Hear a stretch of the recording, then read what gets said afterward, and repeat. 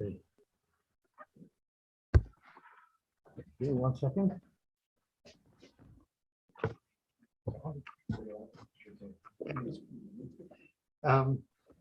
Okay, we are starting about 2/3 the way down on Daf Gimel Amud Aleph, Omer of Tanchum. But I just want to quickly review what we learned at the beginning of Gimel Amud Aleph until Rav Tanchum. I just want to mention that our learning should be for a schus for Refuah Shalema to the many people who need a Refuah Shalema, B'Shem Moshe Basiyanta Gittel, Ben Yanta Gittel, that's right, and Shimon Yehuda ben Rivka, and Shimon ben Chasya, B'Soich Shar Chayil Yisrael. Everybody should have a Refuah Shalema B'Korav. So the Gemara, Amen. The Gemara was discussing that an Elaim, someone who cannot speak but could hear, someone that could not hear but could speak, they're mechuyev in all mitzvahs, but they're not mechuyev in the mitzvahs of Re'iyah. And the way the Gemara told us we know this is because there's a Gzeir Shava that compares the mitzvah of Hakel to the mitzvah of Re'iyah, and we have psukim by Hakel that tell us that the person to be mechuyev in Hakel must be able to hear and must be able to speak. Because by Hakel it says L'man Yishmu, clearly somebody needs to be able to hear, and it says L'man Yilmadu, which we modify. I'm not sure how it works, but we say it means L'man Yilamedu, they have to be able to teach, and one cannot teach if one cannot speak. So therefore we know they're not mechuyev in Hakel, and once we know they're not mechuyev in Hakel, automatically because of the Gzeir Shava, we know they're not mechuyev in Re'iyah as well. We also learned a fact that someone who cannot speak is very capable of learning, and we brought a raya from the two Elaimim that were in Rebbe's environs that in fact learned quite a bit. And we ended off by saying that although in order to be able to teach, you have to be able to hear and you have to be able to speak, I had teachers that were able to speak and were able to hear and still couldn't teach. But maybe that's because even they were able to hear, maybe they couldn't listen. But maybe Rabbi Weinberg could share with us some insight on that sugya. Okay, Zog the Heilige Gemara weiter. So now we were at the 1 dot, not the 2 dots, but at the 1 dot. It's about halfway down. It's just less than halfway down the Amud. I said earlier that it was further down, but it's just about halfway down. Omer of Tanchum. And today we're going to learn a lot about the different, very interesting limudim that Rav Tanchum shared with us. So Omer of Tanchum, just about in the center of the Amud. Cheresh ba'oznei achas. If someone is deaf on one ear, potim in ariyah, he's also potter from being goy l'regel. Shenemar, because it says by Hakel be'ozneihem. So let me just slide down here to where it quotes the pasuk, and it said, "V'voy kol Yisrael le'rois es pnei Hashem alekecha, v'mokem eshiyivchor tikra es ha'torah hazois neged kol Yisrael be'ozneihem." In both of their ears. So they need to have both their ears working. If only one ear is working, they're not mechuyev in Hakel. In fact, the Gemara about high b'ozneihem. The reason why it says Baz name is not referring to every individual's 2 ears. It's referring to the ears of all of Klal Yisrael. It's the general public Ozneihem that it's referring to. So how could you see from there that the person has to be able to hear in both ears? I don't need Baz name to tell me that everybody has to hear it. Right before it says Baz name in the pasuk, it says Neged Kol Yisrael. So all of Klal Yisrael has to be able to, it says in front of all of Klal Yisrael. So we assume that means they have to hear it. So we don't need Baz name for that. So Baz name can tell you that the person to be mechuyev in Re'iyah and Hakel has to have 2 working ears. If it only said Neged Kol Yisrael, I would have thought Afal Gav Lo Shami. Sure, Hakel has to occur in front of everybody, but who said everybody has to hear? Sometimes everybody can put it on mute. Who said they have to hear him? To tell you that everybody has to hear it. They not only do they have to be there by Hakel, they also have to hear it. It says L'man Yishmu already by Hakel. So we know they have to hear. We know they all have to be there. So Baz name is extra, and Baz name teaches us that every person has to be able to hear with 2 ears. Otherwise, they will not be mechuyev in Hakel, and by extension, they will not be mechuyev in Re'iyah. Zok the Gemara weiter. Amr Tanchum. Maybe they have to listen to it too here, so that they think that goes in one ear. It goes out the other ear. I hear. Has to go in from both ears. And then stays. So it's one-way traffic. Very good. Amr Tanchum. Chiger b'ragloi achas. What if someone's limping on one leg? Potim and Haria. He's also potim from being oil regel. Shenemar regolim. It's a shalosh regolim. He has to have working legs. We need regolim to teach us that someone who's an amputee and he has a prothesis, such a person is potim from Riyah. But if he has his legs, he's just limping, maybe then he's mechuyev in Riyah. So the Gemara, Balei Kavin, someone with a prothesis, how do we know that he's potter from Riyah? Humi pa'amim nafka. It says shalosh pa'amim bashana. So even though pa'amim literally means 3 times in the year, we darshan pa'amim to read to refer to a gait, G-A-I-T, footsteps.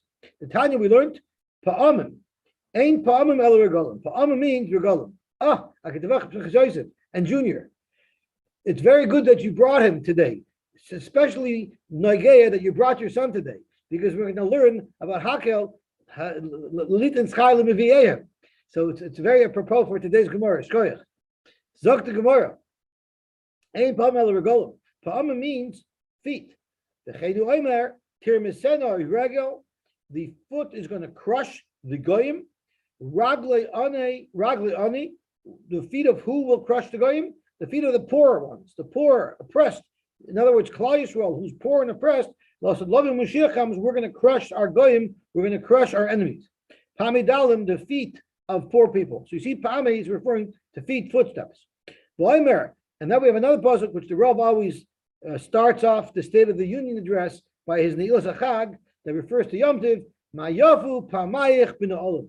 How beautiful your footsteps are in your shoes, Bas Nadiv, daughter of the regal one.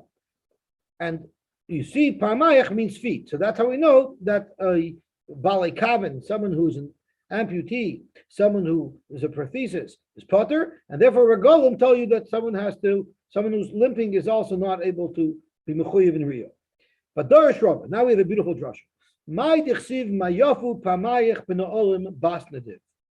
So what does it mean, Dr. Rava? Kama noin ragleim shel Yisrael. How beautiful are the legs of the people as they're walking. When they're coming up to Ottawa, to Yerushalayim, Bas Nadiv, the daughter of the regal one. Who is that? Bita Shal Avram Avinu, the daughter of Avram Avinu, referring to Klal Yisrael, Shenikra Nadiv, who is referred to as a Nadiv. What does Nadiv means? Zot Rashi Nadiv, Shenikra Nadiv, Al Shem Shenod Vayliboy Lahakar Boyrai. Avram Avinu was Makar the Rebbeinu Shalom. He was the first one to be Makar the Rebbeinu Shalom, and therefore he's called Nadiv. Shenemar, it says Nadive Amim Nasafu. The Nadivim of the world got together. Who are those? Rashi says Heim Hagerim. Why are they called Nadivim? Because Hamisnadvim Mibein Ha'amim Lakabel Aleim Oil Mitzvos. They're Minadiv themselves. They separate themselves from the Goyim, from the mainstream, and they change. They become renegades. And they do things differently, leaving their comfort zone to be makabel upon themselves oil mitzvahs. So Nadiv Am Nesafu Am Elokei Avram. So we're associating Gerim with Avram. Elokei Avram Veloy Elokei Yitzchak v'Yaakov. Dafke Elokei Avram. You know why? Shoyatchila leGerim. He was the first of the Gerim.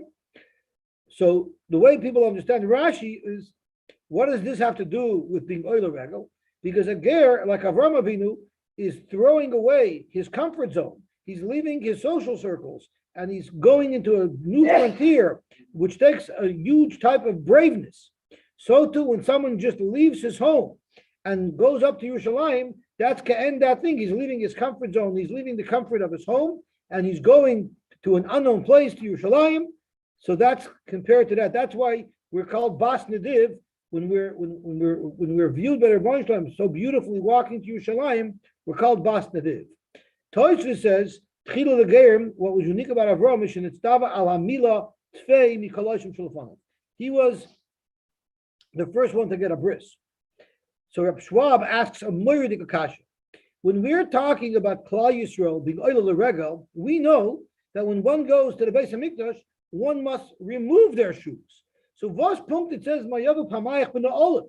It should have said Mayavu Pamayach with a beautiful new talus. What's up is Na'olim. Na'olim is what you take off when you get to the base of Mikdash. It should Mayavu Pamayach with Talisa with a beautiful new talus. And everybody knows the famous story where a young man, the first Pesach after he got married, he came to his parents. Right? You go to your father for the Seder. He came to his parents, and the first morning after the Seder, the morning after the Seder, the first morning, he puts his talis on at home, and he's about to go out to shul.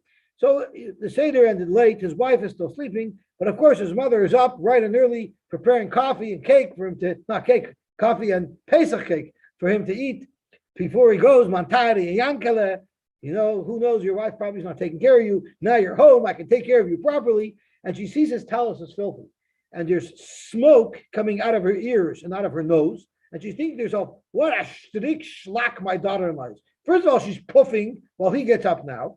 And she doesn't even have the decency to wash his talus before Yom Tov. She lost him those kind of things. She let him with a what a chalaria that daughter-in-law is. And there's smoke and steam coming out of her nose.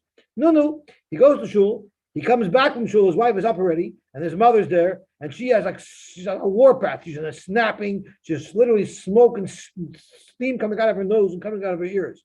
So her son feels a little uncomfortable. So he tells his mother, "Mommy, I hope you're not upset about the talus, but we were in such a rush to come to you on Erev Pesach, I forgot my talus at home. So I asked Tati if I can borrow his talus, and Tati told me, you know what? I'll use my weekday talus. You can use my Shabbos talus for Yom Tov." My Yafu Pamayich Bana Olam. What beautiful shoes you have. So reflect on Schwab, what's up is Bana Olam? The Olam are what you take off. Schwab had another kash. It says V'hashev Kahanim Lavedosim Ulevim L'shurim L'zimram, and then it says V'Yisrael B'Neveim. Neveim means Yisrael in their homes. What do you mean in their homes? We're talking about the Beis HaMikdash, and why are we talking about the homes? Zok of Schwab, beautiful.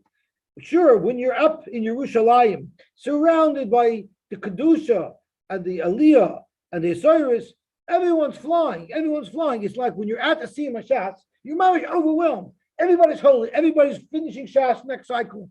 And everybody's never speaking Lashon Hara again. And everybody's going to be Anoived Hashem. And everybody's going to give tzedakah. And then you get on the bus on the way home. Oh, that speaker, was he crazy? He didn't know when to stop. He went over his time. And the guy near me, he was chomping on his popcorn all the time. He was driving me insane. And it was so freezing cold. Oh, it was terrible. On the way home, you see if someone is still a Ben Eliyah, he's not cursing out the Rav's Rasha, and he's not complaining about his neighbor. Fakert, he still retains the great Eliyah that he got. But the Olam, he's wearing his shoes because he's going home already. Klai Yisrael's on the way back to their home, and they still held on to that Osiris. That's the Mayafu Pamayich. Their boy loves Klai Yisrael, how beautiful Klai Yisrael is, when even after they leave, they're still happy.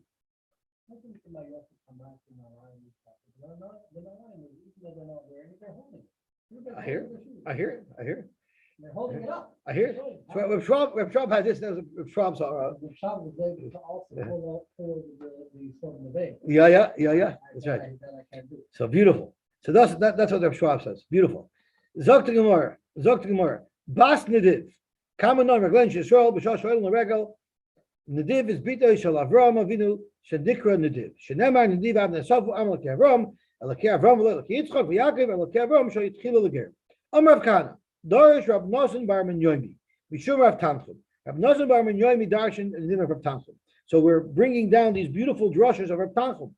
My Dichsiv, it says in the pasuk, V'abor reik, the bor that Yosef HaTzadik was thrown into was empty. Ein bo mayim, there was no water in it. Mimash Moshenemer V'abor reik. If the pasuk already tells us that the bor was empty, Eini Yodea Shein bo mayim. Can I not figure out that they had no water in it? Elamayim ein boy, didn't have water. Avol nechashim v'akrofim yesh boy, but it had nechashim v'akrofim. I always thought this was in the Middle East. Ein boy mayim, but rake, it didn't have oil either. Because normally, if you dig a hole in the Middle East, you hit oil. But vice versa, that's not pshat. Taner Rabbanim. Ma'aseh Rabbi Yochanan ben Beroika ben Rabbi Elazar ben Chasma. Shahochu lahakbil pnei Rabbi Yeshua bePekiyin. They went to be makal upon him, their Rebbe Rabbi Yeshua Pekiyin. Why did they go? Rashi tells us lahakbil panav. Yom Tov Haya, it was Yom Tov, Shechayiv Adam l'chabed his rabbi b'akbalas panim. There's a mitzvah to visit your Rebbe on Yom Tov. People go visit the Rebbe on Chalamoid. The Noid of Yehuda holds that nowadays, where we don't have a Beis Hamikdash, and when we're not visiting the Rebbeinu Shalom, it's a shtickle slight and covet to the Rebbeinu Shalom, to the Beis Hamikdash, that we don't visit him, but we visit our Rebbe. So the Noid of Yehuda Grada holds that you're not supposed to go. He's a Shittas Yochid, but he holds you're not supposed to go visit your Rebbe on Yom Tov. I know people who are makbid on that. Zok to Gemara. What? The Gemara said that we Darish Ace to be mad upon the Ha'omim. So Ace is a. That's in addition to the Rebbeinu Shalom, but not instead of. I guess that's the other way. Amar lahem, ma chiddush hayu bebeis hamedrash hayom? What chiddush did you hear today in the beis hamedrash? Amar lo, they told him, Talmidecha, where you Talmidim? How would we dare tell you Torah? Rashi says, ve'ein lanu l'daber b'fanecha. How dare us speak in front of you? U'meimecha anu shoysin. We drink your water. You should tell us Torah. Amar lahem, Rabbi Shua said, no. Afal pikein. It's impossible that there's not a beautiful chiddush that you could share with me that you learned in the Beis Hamedrash. What a beautiful drasha this is. Shabbos Shomi Haisa. Who said Chabura this week? Who said Shir this week? So they told him Shabbos Shor Belazar ben Azariah Haisa. So he asked him, Vama Haisa Hagad Ayim. So what did he darshan about? Amrullah the Parshas Hakel. He was speaking about the Parsha of Hakel. Uma Darashba. What was the drasha? So he darshan as follows. It says in the pasuk, Hakel esa'am ha'anoshim v'anoshim v'ataf, and the kindlach dafam mitbringen. Im anoshim boyim lilmod. If the men come to learn, and noshim boys l'shmoya, and the women come to listen, this would definitely indicate that the women don't have a chiyuv to learn Torah, because the Chris said, Im anoshim ve'anoshim boyim lilmod. Zok toisvis noshim l'shmoya Omar b'Yerushalmi. The loike benazai, this is not consistent with benazai. The Omer chayiv odem lelamed lebitei Torah. Benazai held you're supposed to teach your daughter Torah, but from our Gemara clearly it's mashma that there's no mitzvah to teach your daughter Torah. But it does say the Shmoya, they're not supposed to talk, they're supposed to show up, and they're supposed to listen. Okay, taf lama boin. Why do we bring the children? Zok to Gemara k'dei litin schar lemiviyayin, to bring schar to those who bring them, which is a little bit schwer, because if it's just to give someone schar for schlepping them, so there should be a mitzvah to carry along bricks. Everyone should bring a cinder block to be on the regal, to give schar for someone to schlepp it. So it's got to be more than just litin schar lemiviyayin. There must be some benefit to the children to come. But these are little children, tough, who can't even learn. So the Ramban says on this that he doesn't understand, it cannot be tough. It must mean children that are old enough that they'll be able to understand and learn. But he said Vasalachtan, that's what I would want to learn, but Vasalachtan, the Gemara is not mashma like that. The Gemara is mashma tough. So you see from here that there must be some benefit. So let's get into what that benefit is in a moment. Amr Lahem, Rabbi Yeshua told them, I can't believe you were going to withhold such a beautiful gem from me. You have such a beautiful gem, and you were considering not sharing that with me? So why was Rabbi Yeshua so excited about this? So the Meshech Chochmah tells to a beautiful Gemara in Yevamos. The Gemara in Yevamos tells us that Rabbi Yeshua's parents, even when he was an infant, they used to leave his stroller, his bassinet, his cradle in the Beis Medrash all the time. And he didn't understand until this day why. But now he understood, because Kedelitin Chalim Evein isn't like a brick, because clearly just being there in the Avirah, in the environment of Torah, that has an impact on the child. So Rabbi Yeshua realized that his parents did it with a good cheshbon. They did it with a cheshbon because they know, just like by Hakel, it has an impact. Kedelitin Chalim Evein, so too, his parents did a very good thing with him. Why didn't the Gemara say so? But it says Chalim Evein about it that they'll learn. But the Lisa Rov, it says but this, what are they getting schar for? They're getting schar because they're imbibing their children with Yiddishkeit. But the Lisa Rov has a beautiful kasha. He asked a kasha Zoy. If the whole kasha that Rabbi Elazar ben Azariah had was taf lama boyin, why did he have to list off imanoshim boyim lilmoy, noshim boyim lishmoya, taf lama boyin? All he should have said was taf lama boyin. We understand on their own the rest of the stuff. Zok to Lisa Rav, imanoshim boim lilmoy and noshim boim l'shmoya. If the father and mother are coming, what are they going to do? Leave the kid at home? With who? You can't get babysitters. Everybody's traveling, so they have to bring their kid anyway. Zok to Lisa Rav, atazoy. Since the Rebbeinu Shalom knows you're going to schlep your kid anyway, the Rebbeinu says, let's make a mitzvah out of it. let's make a mitzvah. If you're coming anyway, let me give you an opportunity to do a mitzvah. Let's make it into a mitzvah. Because Rebbe wants to give us a mitzvah, we're doing it anyway. I think it's sending a message. I think it's sending a message. David, 1 second. But what's kind of the same idea that you get a mitzvah when you pay your workers on time.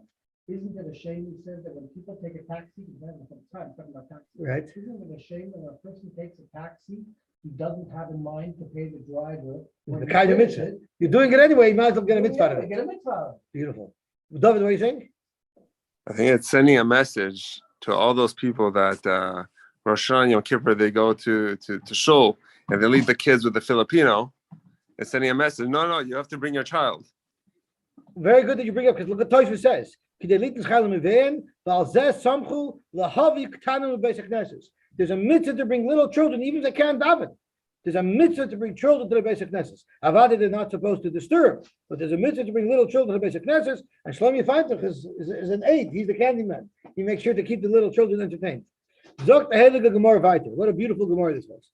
Zok the Gemara weiter. Boi Dorash, another drasher of Tam Chamed. It says, Hashem Hamarta Hayoim, you separated HaKadosh Baruch Hu, you made him into your Rebbeinu Shalom, Hashem Hamircha Hayoim, and Hashem separated you to be his special nation, his Am Segula. Amr Lahem HaKadosh Baruch Hu Yisrael, Atem Asisuni Chativa Achas B'Olam, you made me special in the world, Vani Esa Eschem Chativa Achas B'Olam, I'm going to make you special. Atem Asisuni Chativa Achas B'Olam D'chsiv, we say every day, Shema Yisrael, Hashem Elokeinu, Hashem Echad. I'm going to make you special. Shenemar, it says in the pasuk, and now we're turning on to Daf Gimel Amud Beis. We're at the top. Hashem made us special because it says, "Umi ka'amcha Yisrael goy echad ba'aretz." Who's like Klal Yisrael, one nation in the world? So I once heard a very beautiful pshat. You come to a kiddush and you have a bottle of Bronfen, and it goes around the whole B'Shem Medrash, and there's enough for everybody.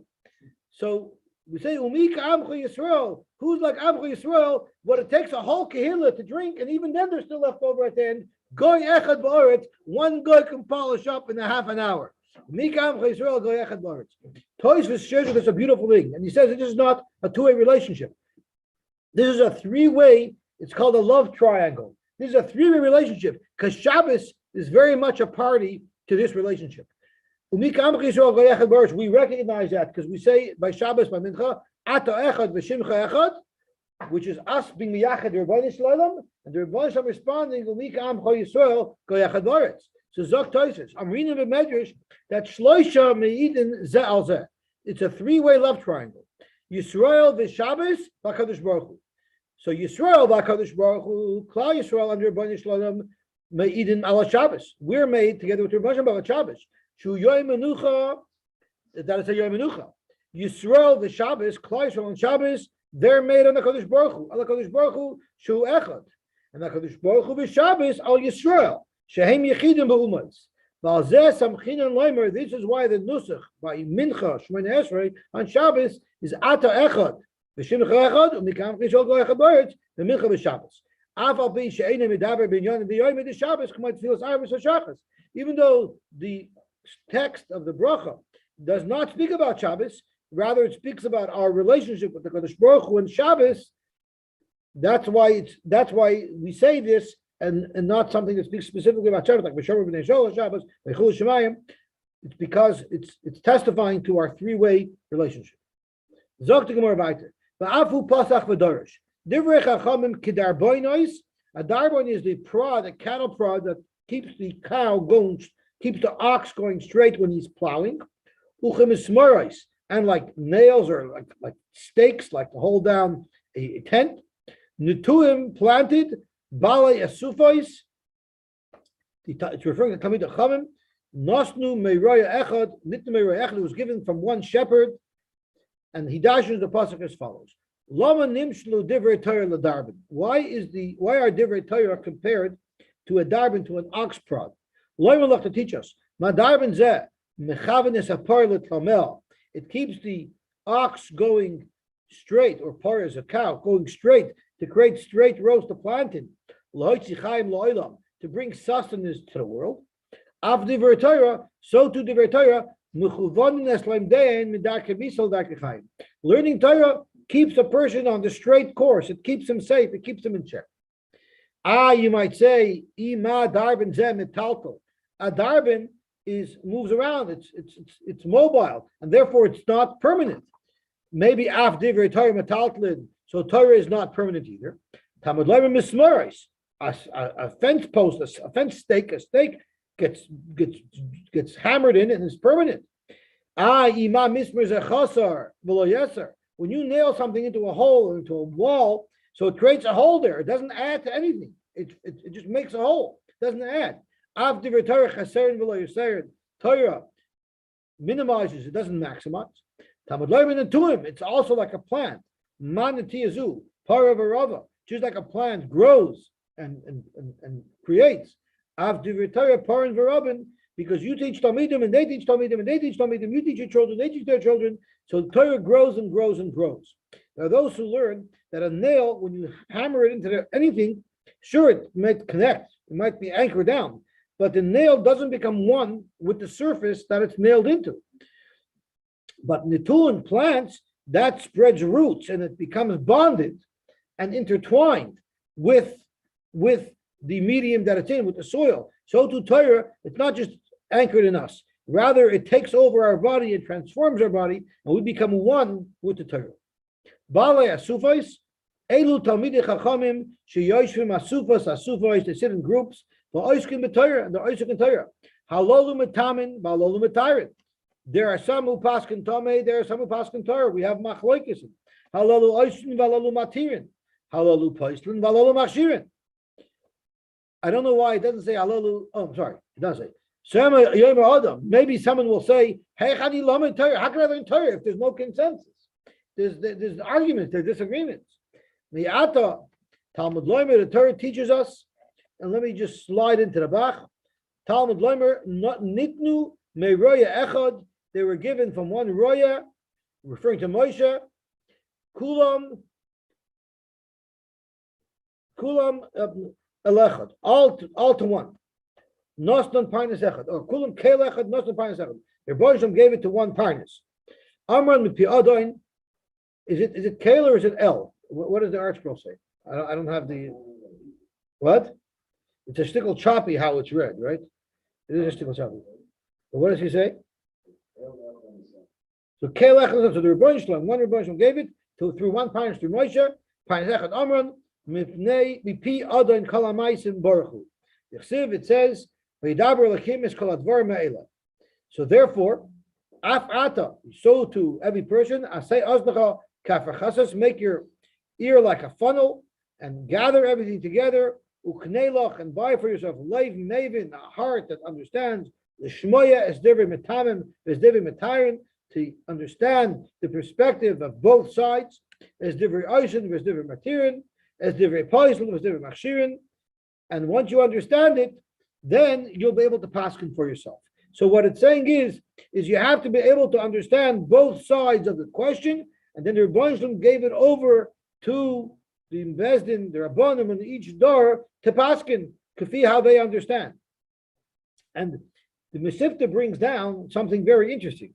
You bring down when Moshe Rabbeinu, you might say, I don't understand. Moshe Rabbeinu was taught halacha. So someone's got to be wrong here. Because what did Hashem tell Moshe? So the Mesivta brings down from somebody that when the Rebbeinu Shalom taught Moshe the Torah, he taught the Moshe all the machlokes without paskin. And he told Moshe, the Batei Din have to understand both sides well, and then they have to paskin according to the rules. Because the Torah was given over to Batei Dinim to paskin. But the main thing is not to be pig-headed, it's to understand the Edim's perspective and then make your decision. And that's why we paskin like Beis Hillel, because Beis Hillel used to first learn the perspective of Beis Shammai, and only when they fully understood Beis Shammai's perspective, then they voiced their perspective, and only then they paskin. That's why we normally paskin like Beis Hillel. Another fascinating story is, you see, everything comes from Parnas Echad, from Moshe Rabbeinu. There is a sefer that's called Seder Olam or Seder Adoris. I forgot the name of the sefer. Shaya Shachner showed it to me. Seder Adoris. And someone, a helper, and I think it's someone related to Chaim Webner, printed it before the war in the time of a prime brisker. Probably in the early 1900s, maybe late 1800s. and he got haskamas from all of the big gedolim of Zalman. Everyone gave him haskamas. But when he showed it to Reb Chaim Brisker refused to give him a haskama. Because in the one place he writes that there's a machlokes, I think Rishonim, we don't undo the knots, the ksharim of our tefillin every time we put them on. We just tighten it on ourselves. But there's a sheet that holds that every day you got to open up the knot and make a new knot. When you Peshat Moed means make a new knot. So there's a machlokes. And he said, and this is the same machlokes that existed between Moshe Rabbeinu and the Malach. So Reb Chaim Brisker said that's apikorsis, because it says Nosnan Parnas Echad. There was no machlokes there. Moshe Rabbeinu gave it over. You can't say that there was a machlokes with Moshe, because it was Nosnan Parnas Echad. The Rebbe Shem gave it over to Moshe, and by Moshe there was no machlokes. So when he heard this, he wanted to take that shtickle out because he wanted the haskama from Reb Chaim. But by the time he got back to his city, it was already in print. He couldn't pull it out. So he wrote in his Akdama. It's a very long Akdama. He wrote in his Akdama. I was told that Reb Chaim would have given me the haskama, but he didn't like this passage. So I was looking through the Akdama. Shai Shachner overheard me saying it, so he brought the sefer. They had it in the library, and it's a very, very long Akdama, but I couldn't find where it spoke about Reb Chaim. It's probably there somewhere. It's just a very long Akdama. I heard it over from somebody who I can trust, from Rabbi Rosner. Still, he was big enough to be zeicha that Reb Chaim would look through his sefer and find one little. Yeah, but at the end of the day, I'm just as chashav as he is, because if I also wrote a sefer, Reb Chaim wouldn't give me haskama. So I felt very good. But Reb Chaim wouldn't even read through it. Could be, but he would. But I could tell you, Reb Chaim didn't give him haskama and didn't give me haskama. I'm in good company. Zok Gemara Vayter. Reb Chaim would throw me out of my head. I get thrown out of my head. Zok Gemara Vayter. So Beloshna is Omar Lem. So Rabbi Shua told them. So Rabbi Shua said, "B'zeh Loshen, Ein Dar Yosem. We're not a Dar Yosem. We're a very good Dar. We're a very successful Dar. How do I know? Rabbi Lezer ben Azariah Shara B'Sarfei. Because Rabbi Lezer ben Azariah lives amongst us, and look at the beautiful, beautiful drushes we made. The Tanya we learned. I'm sorry, I'm skipping. Why is it that at first they didn't want to tell Rabbi Yeshua what they learned? They were hesitant to tell him. You're a rabbi, we can't tell you. Why couldn't they tell him if he asked? Because of a tragic story that occurred. The Tanya, the story happened with Rabbi Yossi ben Damascus. He went to be Mekabel upon Rabbi Eliezer. We all know Rabbi Eliezer was sort of thrown out of the Besmedrash because he didn't want to accept the halacha of the Tanner, a certain oven, if it was Tameh or not. And he met Rabbi Eliezer. And Amar Loi, he asked Yossi ben Damascus, Ma chidish hayu beBesmedrash hayu? What chidish was in the Besmedrash today? Amar Loi, he said there was a big discussion, and then we had a poll. Nimnu v'gamru. We all had a vote, and we voted that Amon Moyav Ma'asrin Meiser Oni B'Shvius. And Rashi explains that even though when Klal Yisrael came out of Mitzrayim and they went into Yisrael, which was the Kedusha Rishona, it was Kitcha, and there they took over the land of Amon Moyav, meaning that Amon Moyav had a full status of Eretz Yisrael, and therefore on a Shemitah year you couldn't plant. But after Golos Bavel, when they came back after the 70 years, they did not reclaim Ammon and Moav. So therefore it's Kishal Ashaitiv like Kishal Asalavai. And therefore Ammon and Moav remained not part of Eretz Yisrael.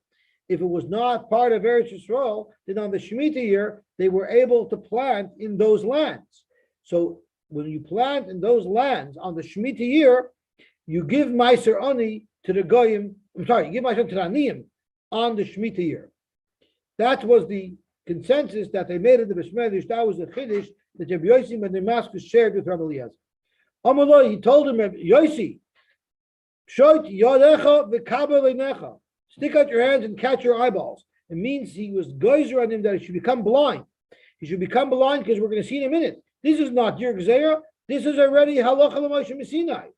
And the Mefarshim tell us that since Bati Dinim are called Einei Ha'eda, and you ignored them and you thought you had to make your own halacha, for that you deserve to lose your eyesight. Pashat Yadav v'kibel einav. Bacha Rabbi Eliezer cried when he realized that they're not so bad. V'amar, and he said, you know what? It's really a good thing, because you were mechaven to halacha l'moshe Sinai without even knowing it. Soid Hashem li'reyav u'v'risei lo'idiyah. You were zoiche to be mechamin ol emes, the side of Hashem you understood on your own. Amr loy, but he still told him, Leich emor lahem, go tell your buddies, al tachushu l'minyanchem. Forget about how you were nimnu the gomer. It's irrelevant because this was already dealt with many years ago. Kach mukabalni mi Rabbi Yochanan ben Zakkai. I heard from Rabbi Yochanan ben Zakkai. Sheshama me Rabbi, all the way back to Moshe Rabbeinu. Hilchasol Moshe Messinai. It's halacha Moshe Messinai that Ammon and Moav during the Shemitah year ma'asrin ma'aser ani b'shviyas. Ma tam. Why is it that way? Because harbe krachem kivshu oila Mitzrayim. There were many lands that were captured by the oila Mitzrayim by the first Aliyah to Eretz Yisrael, but v'lekovshem oila Bavel. But when the people came back with Ezra, they didn't recapture those lands. So the Kedusha that was on those lands was not necessarily there anymore. But they purposely left those lands over without Kedusha of Eretz Yisrael, so that there should be cultivated land that will grow produce, so that at least Aniyim will have a way to get some sustenance over the Shemitah year. I guess wealthier people have a way to carry them through the drought, through the year where there's nothing growing. But Aniyim need extra help, so therefore those lands were designated to provide them with Meiser only. Yes, I'm not understanding something. There was a law to attack Ammon and Moab. They didn't occupy their lands. So what are we talking about? It was part of Eretz Yisrael. The part that Sichon, Melech HaMoav, and Og Melech HaBashan, that they captured, that became part of Eretz Yisrael. But Ammon and Moab never did. So you think the Gemara is saying that those lands were captured by the first, not by the second. No, they were never captured at all. Uh-huh. Ammon and Moab, they weren't allowed to be captured. There's a law from even engaging in war with them. I don't know. As they went into Eretz Yisrael. It seems from here like they took over the land. They just weren't Makadosh. Unless, is it possible that they had certain lands of Ammon they took and certain lands of Ammon they didn't take? Yeah, okay. So there is a certain amount of land that actually was taken by Sichon Melech HaMoav. He had a war with Ammon and Moab. And Kaisel captured that land. Oh, so maybe that's the land that it's talking about. Maybe. But they weren't allowed. That's what note 27 says. So can you read it? Avigdor, can you read it? It says the lands that are located on the eastern side of the Jordan River that were captured by the kings Sichon and Og and were then captured by Moshe. I didn't So the even see article is that. Mechaber to you. How do you like that? Didn't even see that. But they're psukim anyway, and Rashi talks about it in Sefer Bamidbar. So I think he's quoting that. I see Numbers 21. Okay. The whole war that Sichon had with Ammon and Moab was just to benefit Klal Yisrael. I guess so. Do you know that I read? So Shkoyach, I would have never known this. Thank you very much. I read in the Reb Chaim Shidduchim book. He says, and this I quote, he says that the whole war from Napoleon to Russia, the whole war, all everything that happened over there was only because 300 French officers had to get 300 Russian girls married. Meaning they married. And the whole war was probably just for that shit. I hear. Okay, so let's see the Gemara weiter. Tana, we learned Lachash and Ishash V'Daitoi. After Rabbi Eliezer calmed down, and he said, Amar Yirochan Sheyachzru Eine Yosy Limkoimon. Yosy should be able to see again, V'Chazru, and his eyesight came back. So the Mefarshim say that this happened actually before he said Shoyd Hashem Lireav, because when he said Shoyd Hashem Lireav, he was already content with the fact that they were Nimnu V'Gomer on it. Okay, Gavaldik. Toner Rabbanan. Ezeu Shoyta. What is a Shoyta? There's different symptoms that a Shoyta has. Hayoyta Yechidi B'Laila, one who goes out by himself at night. V'alon the basic verse, and someone sleeps in the basic verse. And I said something that Shlomi wanted to throw me out of shul for saying, and I want to say, if someone comes Naiseder to the Agura and falls asleep while he's learning at night seder, that might be considered lon b'veis forest. But we have to be mechazek night seder that it should be very labeling. Anyway, and if someone rips his beged, so he's destructive. These are three symptoms of a shoyter. Itmar Rav Huna Amar Achukulma Vasachas. This, in order for someone to be labeled as a shoyter, he has to have all three symptoms. Rabbi Yochanan Amar Afilu ba'achas men. Even one of these symptoms is enough to designate somebody as a shoyter. Hey chedami. So let's figure out exactly what the case is. Either avadu derech shtos, if he's doing each thing in some type of crazed state, well then afilu b'chadinami. Shouldn't that indicate even one of these things that he's crazy? Either lo avadu derech shtos, and if he's not doing it in a way where it seems like he's a wild man, afilu kulanami loy. So even if he did all three, shouldn't prove that he's a shoyter. So Gemara lo olam dekavadu derech shtos. He's not doing it in a crazed state. However, each individual thing you can make an excuse for. Maybe he wanted to do something with kishif, and he did it because so he might be a Russia, not a shoyter. Like someone who once came to Rav Bick and said, Rebbe, manzini mishige, vavus valar est chazer in a tanz mit shikses. So the Rav Bick said, your son's not mishige, wenn du suchst mich a tanz mit chazayrim in a est shikses, then I would say your son's crazy. But as a tanz mit shikses and est chazayrim is about tavet. This is it. So maybe when he's loved the basic Gemara, it's Shulav Ruch Tuma, who the covet. By Yosy Yichidi Belayla, if someone goes out alone at night, Emer Gandrifas Achte. Rashi Gandrifas either means it's very stuffy for him, and he's air, or it means he's having an anxiety, a panic attack. Or if someone tears his beged, so maybe he's a spaced out guy, he doesn't realize what he's doing. But if he does all three of them, you can make an excuse for one crazy thing. You can make an excuse for two crazy things. But when he does three crazy things, instead of having three excuses, just use one explanation. He's a shoyter, much easier. It's